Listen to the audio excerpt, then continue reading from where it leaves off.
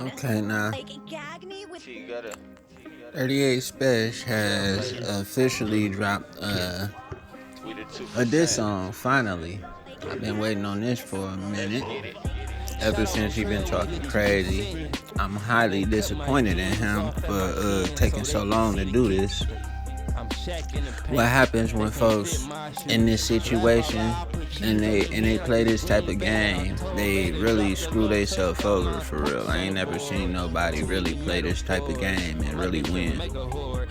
And what I mean by this type of game is when folks start a beef. Because the first time I seen this happen was with Meek Mill, but I've seen this done multiple times since then.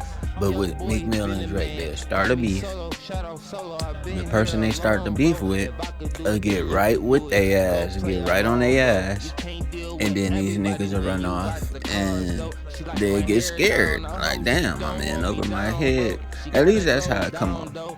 They get scared, then start tweeting, doing podcasts, doing everything except for goddamn responding musically. You know what I'm saying?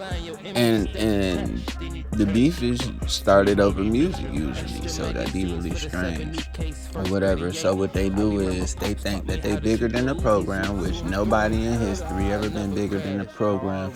Hip-hop rules is always in effect. So what they do is when they feel like they don't work their confidence up to a high enough level, and when a combination of them working their confidence up to a high enough level to where they feel comfortable dropping, mixed with the pressure from the real hip-hop fans and niggas like me on their ass, like, nah, nigga, we ain't letting you just throw rocks and hide your hands. They end up dropping, but it usually be too little too late.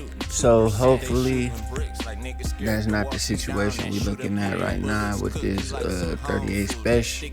This song is looking like that, but I ain't heard it yet. Maybe, you know, the way he be talking, like maybe he done dropped some shit that can break the whole hip-hop system in the way it work or whatever, right? Because he started this shit, and Jadakiss did what Jadakiss do, which make Jadakiss who Jadakiss is. That's why he top 5 material. It ain't easy to be top 5 material. You don't be top 5 material just because you rap good and you've been rapping good for a long time. Nah. See, that's only part of it. And that's hard enough to do by itself. But also, every time somebody ring his bell, nigga, he come to answer that motherfucker. And he don't play no games. He stick to the rules of the game. You know, and he's been successful and victorious for it. You know what I'm saying?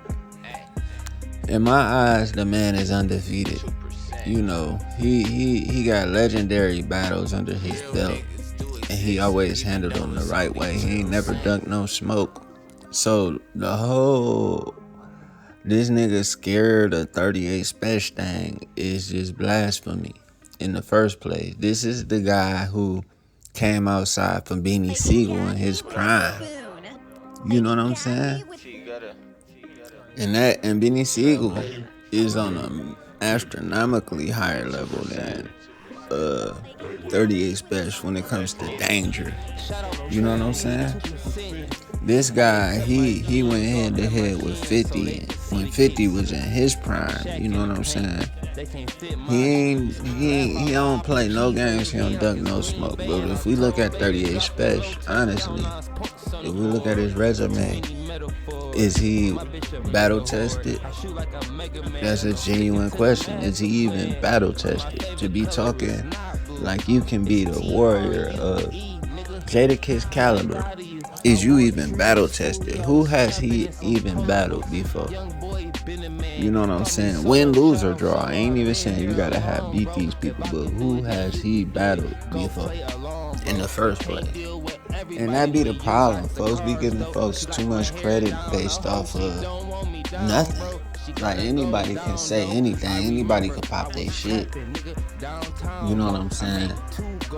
But as we see, when it comes to backing it up, that's a whole different. And that's what separates me personally as an artist from, you know what I'm saying? I usually end up bullying niggas, you know.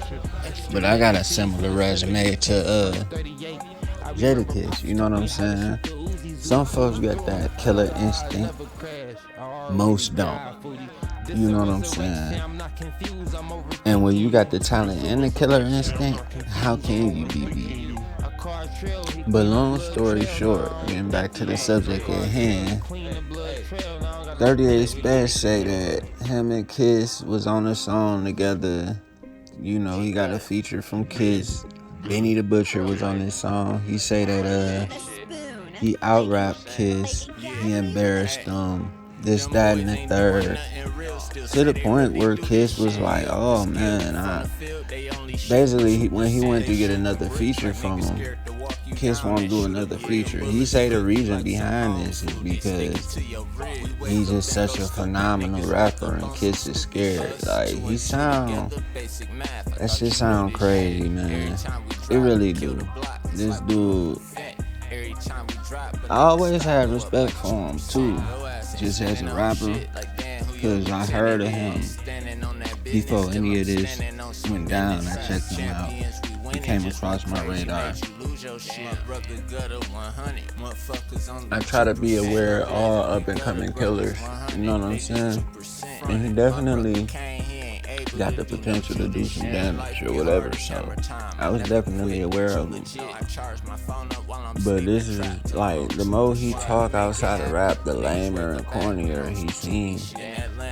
And the more, like, cause I be looking at rappers like who they is as a man at the end of the day too, and he really exposing himself to be like the type of guy who I would not align myself with in real life. But anyway, so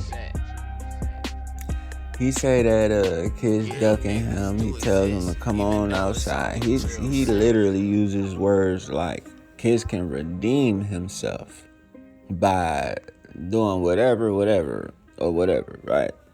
So Kiss, he immediately hops up in the booth. Big Daddy Kane gave him a feature. So they dropped the song. Kiss responded to this shit on that feature with Big Daddy Kane. And on that song, he says he gave him 4 bars in total out of 16. And I'm only counting the bars because I'm gonna bring that up a little bit in the future. But he told him, the bar I do remember from that one was basically he told him, you can't get the feature because you ain't even worth the fee, right?